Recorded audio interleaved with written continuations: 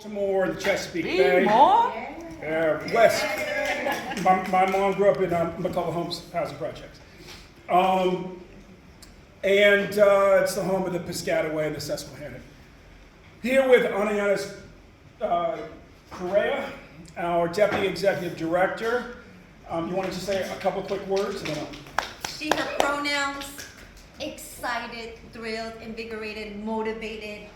You are amazing, and I'm here to learn. So thank you. Thank you for inviting us and for all the incredible work you're doing. Ana and I met when she was leading a very effective campaign in Texas, to shrink its prison system. They're on path to shut down 12 prisons because of her work. We built a coalition there nobody thought could be built, with the Tea Party on one side and the NAACP on the other, on the one thing we could agree on, which is we needed to shrink that prison system. For me, this is coming back to one of the two great movements of my childhood. Folks know me as an NAACP guy. Yes. I'm fifth generation in the NAACP. I'm second generation in the Sierra Club.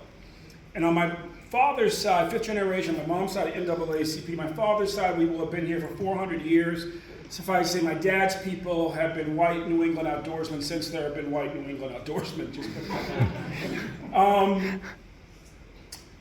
In this moment, Sierra Club's mission is to make sure that we stop the extinction crisis, including for humans.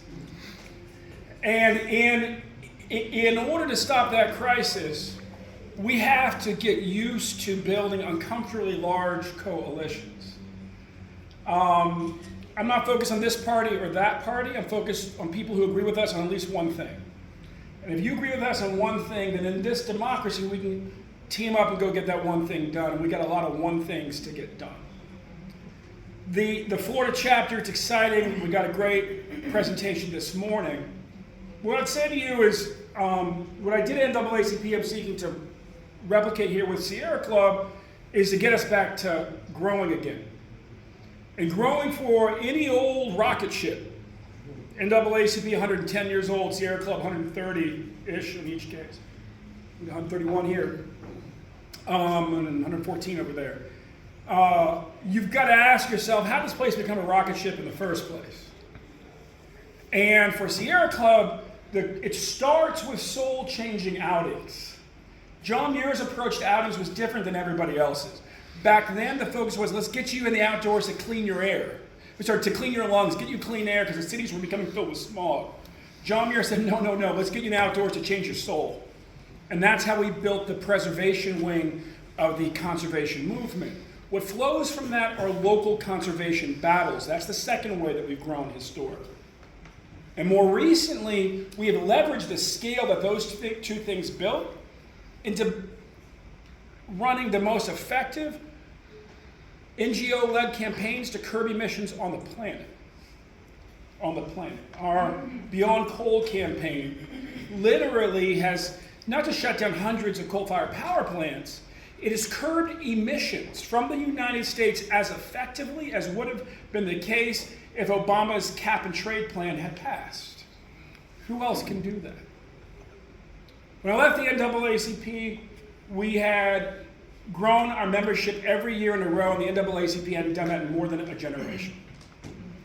We quintupled our presence online. We 8x'd our donors. Sierra Club, and most importantly, we got back to winning in ways that were bipartisan and transformative, including in very red states. And the biggest changes we're making here at Sierra Club to help facilitate that is we are hiring state directors for the one half of states where we've not had them. And we're rebuilding our regional system that was our backbone for like the first 120 years, even when we were just regions of California in the beginning. All of that's to say that in a movement, I'll close on this, those of us in the room who grew up in the black church were taught it takes time, talent, and treasure. It takes work, wealth, and wisdom. Your biggest asset in that is always the dollar value of the work of your volunteers. And as a kid who grew up in volunteer-based movement organizations and who has led many of them and turned around a few, what I can tell you is that All of you are valuable. The work you're doing is important. I will always put you first. Ana will always put you first. Put volunteers first. And it has truly always been the biggest asset that we've ever had. But again, we need more of everybody, like every person in this room. The way I say it back in Washington is, well, we still got 70% of America who doesn't believe that Hillary's a lizard from outer space. And I'm fighting for all that 70%. The other 30% I truly don't know what to do with. Look forward to working with each of you. Florida playing in the national context and what do you need from us? Mm-hmm. And if you could provide an overview of kind of the national reorganization to us. That's a real detailed one. But those are the questions. Forgive me for interrupting. Equity is for us the most important. So, how many people here have spent a lot of time working on equity and inclusion in this club? All right. The Sierra Club staff level is now led by the former head of the NAACP, and our chief people officer is the niece of Angela Davis. I say that because there's been a lot of spin by folks with other motives about what might be happening. But whatever flows for you from those two things as far as commitment to equality, and let me say this too. As a kid who grew up on a bridge between black and white, north and south, and even the old world of the East Coast, the cutting edge, it's California. In Maine, where my dad's from, I was considered diverse. In West Baltimore, I wasn't. Diversity, that language assumes that there's a norm, and anybody who's diverse ain't part of the norm. Now, the family up there, most of them disowned and disinherited us. So yeah, I was diverse to them. I wasn't part of the norm. When you see us shifting our language to belonging, justice, joy, what we're doing is we're... If anyone else is logged in on the Zoom, please exit. That's me. It's all right. It's all right. Or I thought maybe just my loud voice in the microphone. But when you see us not talking about diversity, equity, inclusion, we're using words like belonging, justice, and joy, and dignity. We're talking for what we're all striving for. What we're describing is a state where we all come into the door, and whether we're, like my 75-year-old uncle who still believes in the work that we do, even though he works at a lumber yard, he can't afford to stop up in Maine at 75 years old, and he can accurately be described as an old grumpy white guy. I say that to his face, because that's what he is 4 out of 5 days. I mean, you're still working at a lumber yard, you'd be grumpy too. 75, can't afford to retire. Or, you are like my godson, who's young and gay, and his girlfriend is transgender, and I'm trying to keep up with all of it. We need more of all of you, more of all of us. What makes this place so special in this country in these times is that we have enough of some of everybody to have a hope of building a coalition that can work. Now, how do we get there? You know what we don't spend enough time talking about? How to be kind to each other. How to make everybody, when they walk in the door, feel like we're eager to see them back. And between NAACP and here, I became what is affectionately to some and not to others known as a tech bro. I helped build 30 tech companies. You know what's weird in tech when you walk in? Is how people are just not nice to each other. And in a lot of science-based cultures, it's just the case. And so one thing that we have to do here is remember why scientists join clubs. Like, this ain't the lab. You join a club like everybody else does. To have fun. To be with a set of people that you enjoy being with. To laugh more than you might do inside of a lab. And so that's part of our commitment, is that we will also lead the club in embracing what the religious movements that have grown in this country over the last 60 years, which on the right include like Mormonism and the evangelical movement, on the left include Reform Judaism. You know what they have in common? As much as you think, oh, well, they don't have anything in common. They have in common they embrace audacious hospitality. And so I would say also a lot, it starts with really valuing all of us and recognizing that we need more of all of us. And then it's sort of where we get to is it's a place of where, just like we do better down south, my mom's from Southern Virginia, it's part of why I gravitate to my Southern family, is they just know how to be nice to people. They know how to treat people. And that's something that we will, just like Reform Judaism did, and it took off when a lot of mainline denominations started shrinking, was to embrace audacious hospitality. And a lot of what I think has been experienced as discriminatory behavior, for instance, is actually just meanness. One thing, you grow up with a black mom and a white dad. Mom will come home, complain about one guy in a little town of 15,000 people and say that he's racist, and she's sure of it. Dad will come back, into town saying that the guy's just an asshole. And by the end of dinner, we've all decided, no, he's just an asshole. Because he's as mean to the white guy as he is to the black woman. And so yes, at the end of the day, belonging, dignity, justice, joy, that's what we'll focus on here at Sierra Club. The person who's leading that is literally Angela Davis's niece by marriage.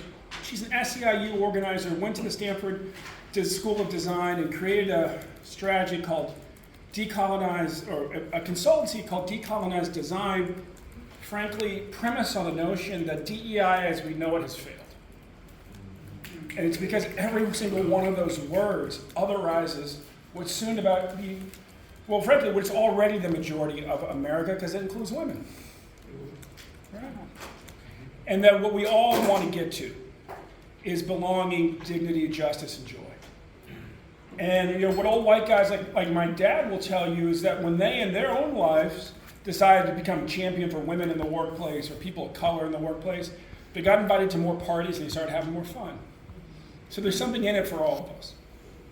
Now, how do you operationalize that vision? And what does that mean in terms of outcomes that you'll seek? Recognizing that the fact that you're even asking this question shows a true, genuine, beautiful transformation within the Sierra Club. Recognizing that it must have taken a lot of time and work and energy and thought partnership to get to this point, that this is one of the primary questions, and we are grateful for that. So what does that mean in terms of operationalization?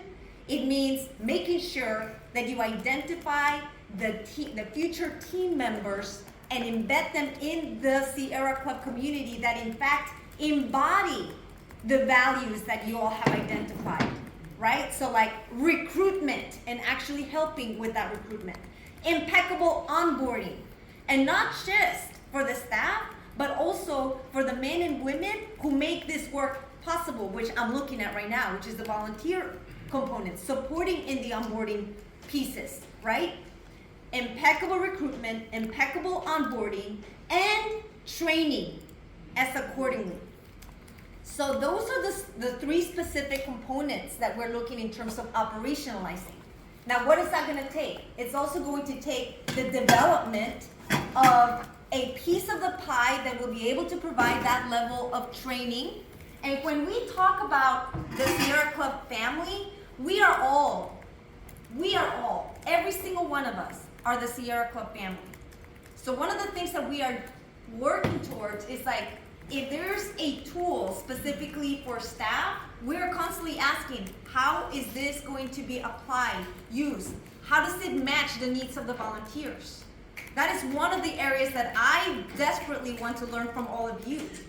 I have not been in as many chapters as Ben has. I'm very envious of that. But I will say that this is an example of the type of Sierra Club community that got me excited about joining, which is one of the questions that you asked, right?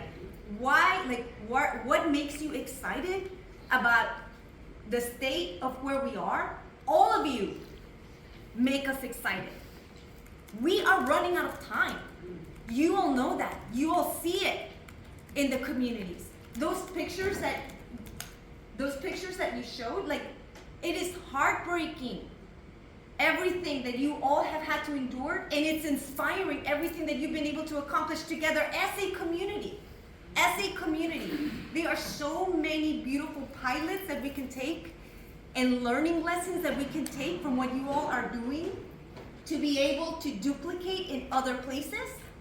And that is part of the restructuring component. When Ben talks about what does this look like in terms of building those regions, going back to the core of the strength of the Sierra Club and making it into regions so that people can work together and we can identify ways to collaborate so that we can break down the silos. Because the only people who are benefiting from those silos is our opposition. And that's it, right? So I just wanted to provide a little glimpse of like operational And lessons. of course, like, we'll try to wrap this up, but man, you're like 5 questions or 12 questions, and they hit some pretty big subjects. So we just say this, right? Like big, like kind of get up to 30,000 level, and then we can talk more on the boat if there were things that were missed or things that you're wondering. But one club, just one club. We have 8 different field silos right now. They will be replaced by one club, regional system chapters. 1. 2, 3 big doorways into the club. Our outings probably been the most neglected in the last decade that they have been in the 13 decades of the club. So we have to restore them and we have to remember that that's what differentiates us. What's different? A 130-year-old club from like a 60-year-old green group? We were started out of joy, they were started out of fear. All right? If that's part of what brought people in here, made you so big, you gotta lift it back up. Next doorway are conservation battles. They usually start as local battles and spread, and become of national importance. Learning today about the work and the concern about the future of the manatee in Florida, I can tell you there's people all over this country that'll be concerned. Just like in Washington State, we have salmon going down to 0, and with it, the orca that all the killer whales that entertained us as children were taken from that pod is about to go extinct too, and we'll be blowing that up. But we will also have unifying campaigns. One that we will launch, we're anticipating launching this fall, is the campaign to 2X our parks. Nationally, we'll be focused on the national park system. We do that with national parks and monuments. We've hit our 2030 goals. But we'll be encouraging states and chapters, state chapters and groups and local groups to bring the same sort of meme to their work on their state parks, and heck, even on like pocket parks in urban areas. We need 2X all. And if you ever doubt, like try to get your family excited about going to a national park on Labor Day. Nobody wants to do it because they know that they'll be in line for 3 hours outside of the park. There's why we need to 2X our parks. And then our climate campaigns. Beyond coal, the work that we do there is incredible. And so we will lift all that up. So one club, 3 big campaigns, real focus on meeting with people where they are. One thing that we will start to shift is like the order of the talking points. You look at our fight on Willow, for instance. Our talking points made sense if you were in this movement and preferably had a master's degree. Their talking points were that this is about keeping your gas prices low, which keeps all prices low, and this is about energy independence. There's we're deep and broad. Ours were deep and narrow. We got to get to deep and broad.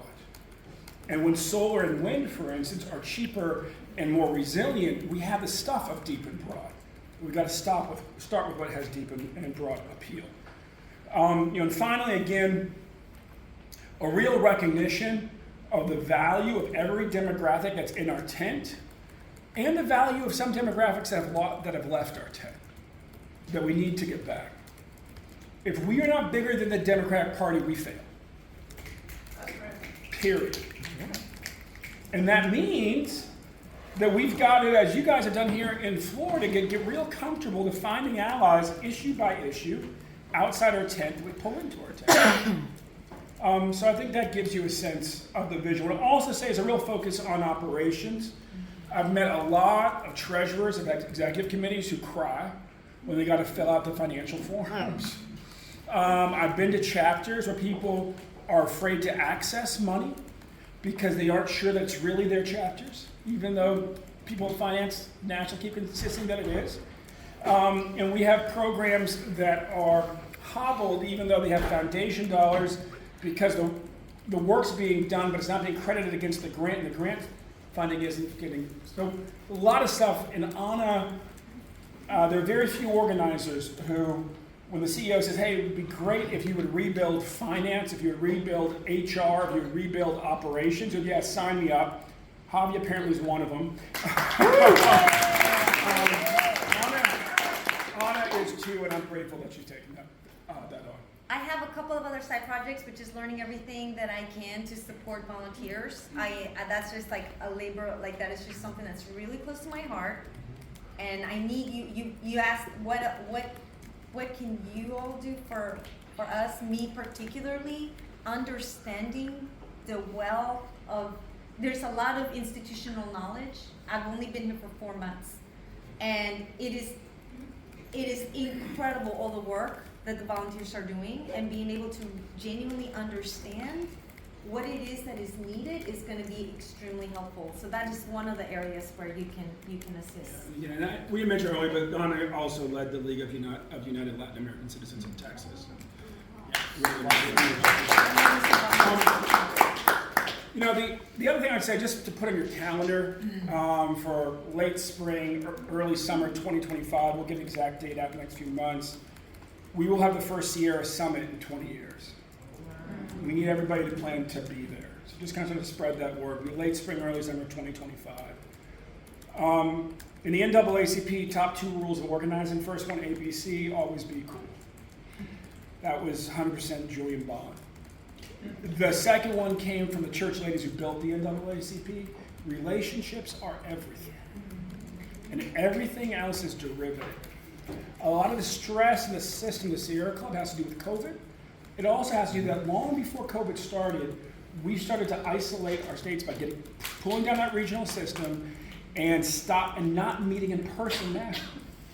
So if you want to know where we're going, certainly by 2026, but I think probably by fall 2025, we will be in a rhythm where every year there's a national gathering. That is Sierra Summit. Every year there's a regional gathering a few months later, and every year there is a state leadership training. That will allow us to accelerate strategies that are working much faster, and when we need to pivot much more fluidly. We've got to be one club. We're the best shot that the biggest democracy on the planet has for helping to save Mother Earth and humanity, because you know the rocky space will survive.